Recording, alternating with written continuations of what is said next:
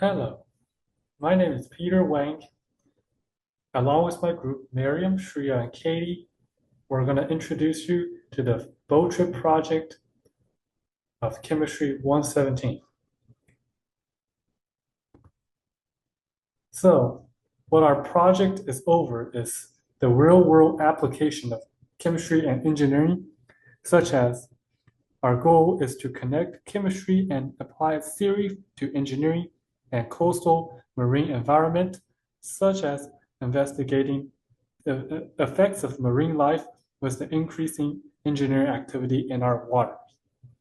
Another goal is how harmful is the overpopulation of algae to marine life, which covers the increase of algae in water due to the increase of carbon footprint.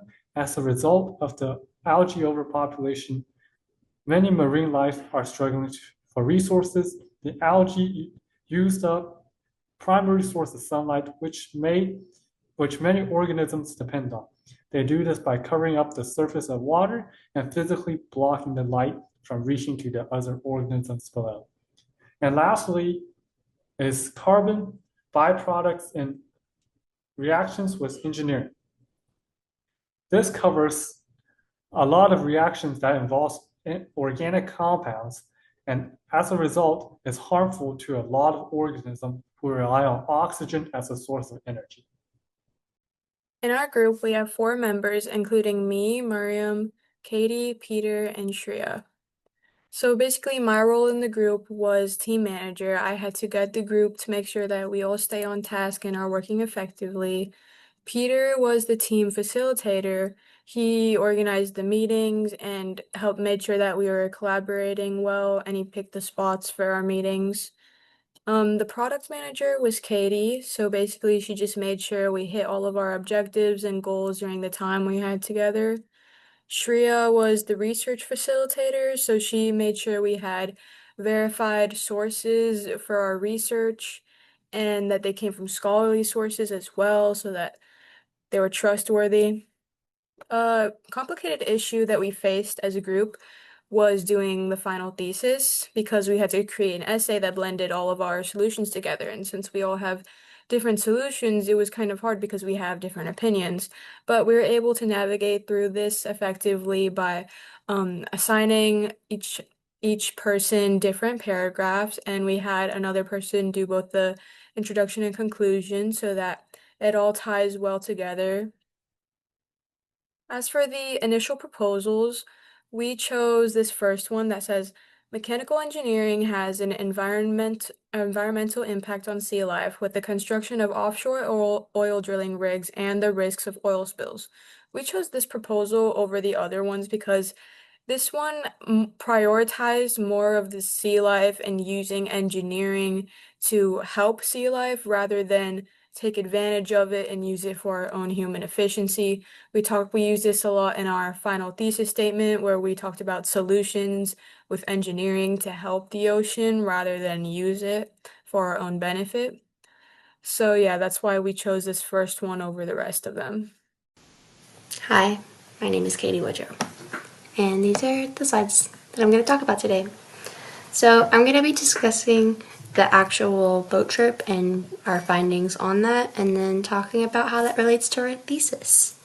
So from the boat trip, we went to 5 different sites, which include the SS Selma shipwreck up in the top right corner, then the Texas City Dike, the Galveston Island Bridge, Gulf Copper, and the Port of Galveston Cruise Terminal.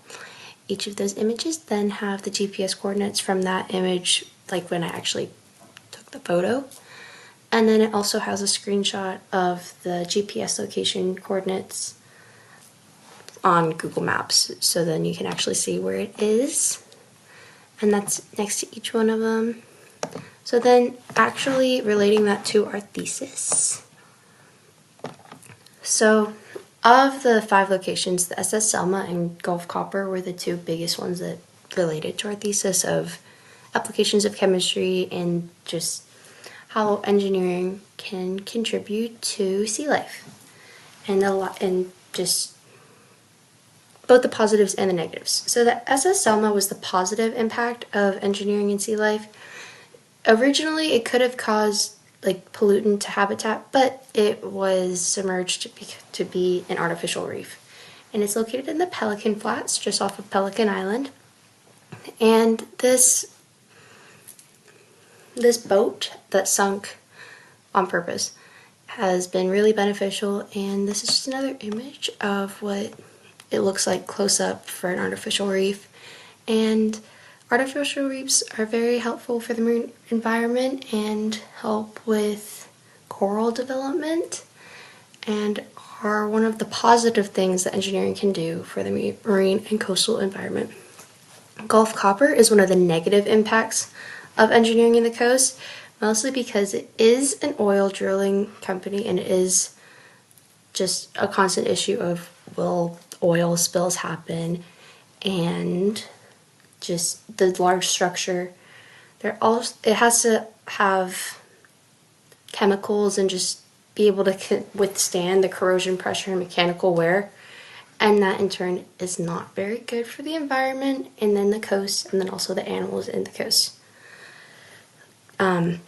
With all of this, there's also a large number of ships in Galveston Bay, which are from the Port of Galveston Cruise Terminal. Lots of sewage and waste is then disposed into the water, which is not good for the environment. It is not good at all. And all of those chemicals and different unnatural resources, unnatural things dumped into the water are not good for the marine environment. And all of those then relate to the carbon byproducts. Additionally, another reason why these large structures can be very detrimental towards marine habitats and marine life is because they cause the overgrowth of algae and seaweed, and this directly causes an oversaturation of carbon in the water, which is known as ocean acidification. According to the MIT MECHE, one of the most affected populations of ocean acidification are shellfish populations, as shown in the picture. In the same article, one of the solutions explored to combat this problem is to build a device that can track the amount of carbon in the water. However, this device, mass production of it requires a large fund, which may not always be feasible.